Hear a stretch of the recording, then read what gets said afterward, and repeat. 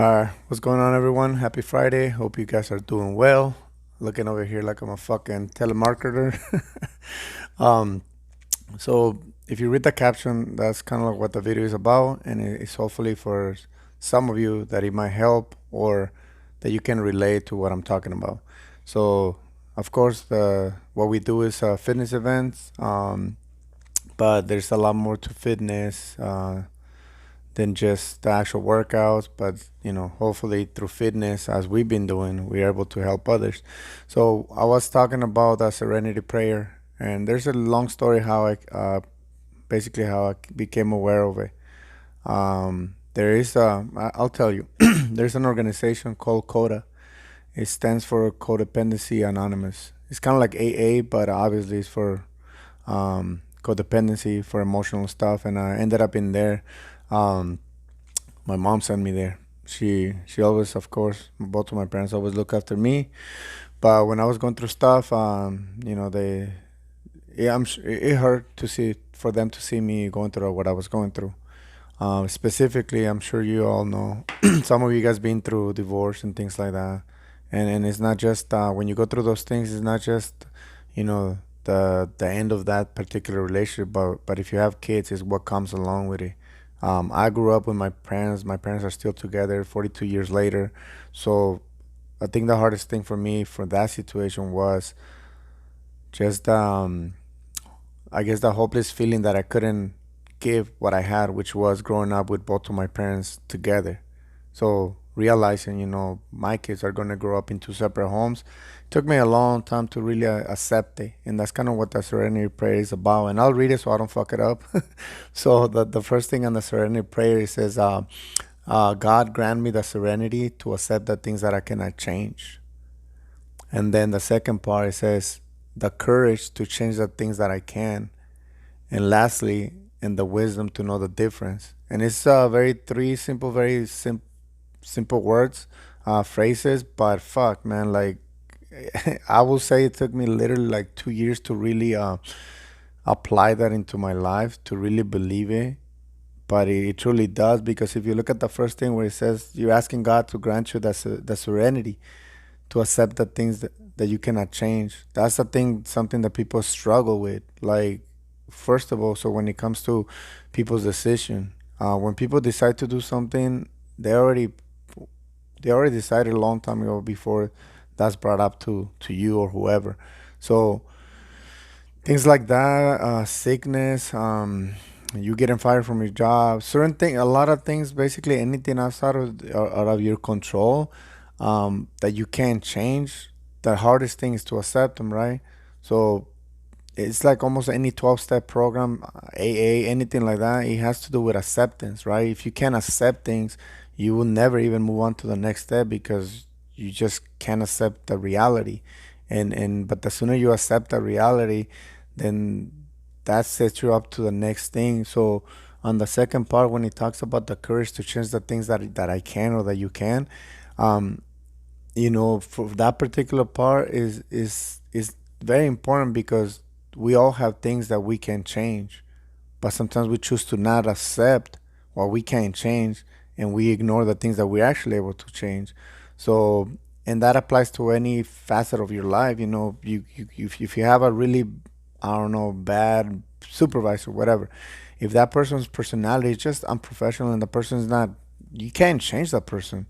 So either you work that out, you speak to the person. Those are the things that you can change. You could communicate, but if that person is just total fucking asshole or a bitch or whatever you want to call it, then yeah, then that's not gonna change. Then you have the choice, and that's where it comes into where you can change. Then from there on, you can choose to fucking get another job, do something else. So, but the third step is obviously equally important, because it talks about the wisdom to know the difference. So sometimes the battle is between, you know, you not recognizing what are the things that you can change and what are the things that you just don't have control over. So you have to accept those things and work on that. So for a long time, when I went to those meetings with Coda, it really changed a lot of things, because there was other people there that were sharing, what they were going through, and sometimes you're like, oh shit, like Not that one's hurt is less than the other, but fuck, man, there's some really unfortunate situations out there that don't even compare to yours. And it's not about like feeling better over other people's misfortunes, but it really puts things into reality. Like it could always be worse. And we even use that term in our endurance events. When people think, oh man, this sucks, this is the hardest thing I done, I always tell them it can always be worse, and it can and it will, right? So, so with that said, I mean, hopefully a lot of us, that have a few people on social media can, utilize our platforms to help others. Um, and at the same time, from those of you who are all into fitness and you post your workouts and all of that, I hear all the time, oh, I don't want to post too much because people are gonna get bored, people are gonna get annoyed by what I post. But man, who gives a fuck? Like, it's like a restaurant, like any business. People that support you are gonna go into your business, right? People that want to watch a TV show that they like, they're gonna watch the TV show. If you don't like it, then you're not gonna fucking watch it. So you don't worry about those that don't like. When people talk about, oh, the haters, it's so stupid. Like, who haters? Who are they? I don't even care, man. Like, um, for whatever reason, there could be. There's gonna be people that are not gonna like you. There's gonna be people that don't agree on what you're saying, but you don't have to agree with everyone. You just have to respect that. And we saw that over the last year, without getting into politics, but think about the people that run for president. There's people that hate Trump and there's people that hate Biden. So no matter what side, there's gonna be millions on one side, millions on the other. But when it comes to helping others, I don't think we should be divided. I mean, if you're trying to do something to really um, do something with your life that empowers others to be in a better place, then why not? Yesterday I was having a conversation with one of you guys, and I don't know, like I talk to a lot of people, and sometimes I could go through my own struggles, through my career, through my own life, and believe it or not, even when people are telling me, you know what, I like that particular conversation from yesterday had to do with intermittent fasting, and I shared a couple people that dropped like 30 pounds just doing the fasting. So this particular person, she was telling me, and when you hear people tell you like, you know what, like I had tried all those different things, and it just didn't work, but I heard you talked about intermittent fasting. I started doing it, and it completely has changed my life. So when you hear those things, yeah, it's a little humbling, and I don't know, I feel a little shy, whatever. Like when people tell you that, because it's powerful. When you hear someone to tell you, oh, the thing that your team, that your people, or you, something that you said has changed my life, and many people have changed my life. So I can relate, but obviously you don't put that stuff out there just to be like, oh, pop your fucking collar and be like, oh, I'm changing people's life. It's not about that. But like that's one person, man. Like, so if anything that you put out there positive can do that for people as others did for me, then fuck, why not? And but again, with that said, over the years, I don't apologize for shit that I ever said, because I don't think I have a bad heart or malicious intent with anything. I mean, probably the worst thing I always say is the word fuck, but who doesn't like to say fuck, right? So, but with that said, is yeah, no matter if you have 10 fucking followers, if you have 500 fucking people following you, or Facebook 5,000 friends, you just do what you're doing, and if it helps one person, man, that sounds like the fucking World Vision commercial. $1 can help, or $20 can help two kids. I don't know where I'm going with that, but it just sounded on my head like when I said, forgive me, I ran out of coffee, so I'm drinking. It's actually pretty good. Junior took me to this massage place up north, and I got this stuff, is CBD tea. So yeah, there's no coffee right now. Waiting for Black Rifle to give me my coffee. Might have to go steal somebody's coffee, but in the meantime, I guess tea it is. So yeah, for those of you if you never heard of it, like the Serenity Prayer is pretty simple, but it's very powerful. And again, the message for this is uh, acceptance, acceptance, changing the things that you can change, and learning what the difference is.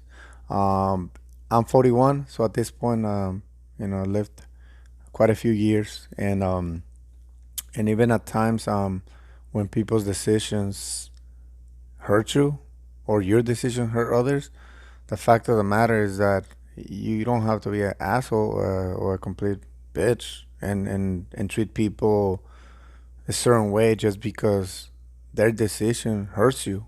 You know, everybody's free to do whatever the fuck they want to do with their lives, and if you truly care for that person at one point, then shit, you support him, even if it means like that is, again, hurting you or the decision. I don't know. It could be even in business. Even if someone you're really pissed about it, because they just don't want to continue on with this business venture. But shit, that's what they want to do. That's what they're gonna do, and you let them be and you let them fly. Let them go away. Wish them well, and that's what you can do.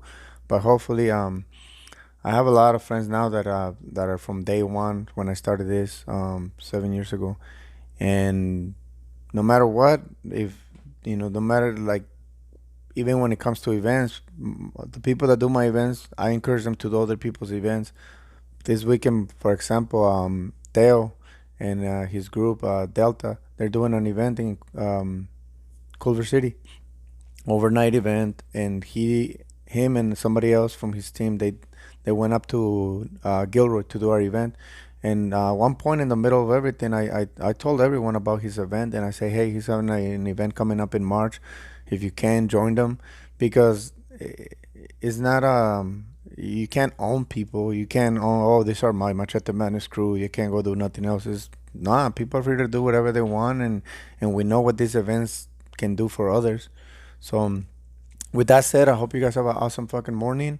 And as far as events, we got a few things coming up. We do have a 4 hour overnight event for May, but due to circumstance that we can't have too many people, that thing is already sold out.